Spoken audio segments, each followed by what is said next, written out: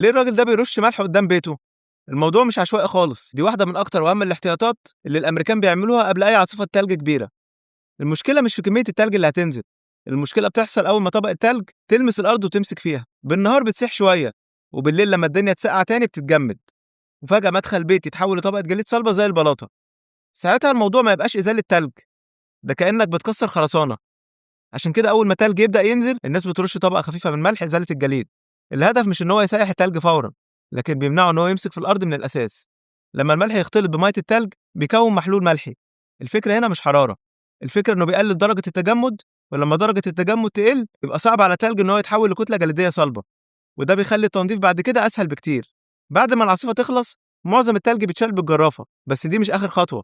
الناس بترش ملح تاني عشان يسيح الطبقة الرفيعة اللي فاضلة من الجليد ويظهر سطح الأرض على قد ما يقدروا. بس خلي بالك، الملح ما ينفعش يستخدم بزيادة. أملاح إزالة الجليد زي كلورايد الصوديوم وكلورايد الكالسيوم ممكن تاكل الخرسانة وتبوظ السطح، ولو استخدمته كتير ممكن يدمر الأرضية أسرع. عشان كده في ناس أذكى شوية، قبل ما التلج ينزل بيفرشوا مشمع بلاستيك أو سجادة مخصصة للتلج قدام المدخل، كده التلج ما يلمسش الأرض أصلا. وأول ما العاصفة ما تخلص يشيلوا المشمع بكل اللي عليه، وساعتها يلاقوا الأرض تحت شبه نضيفة تماما.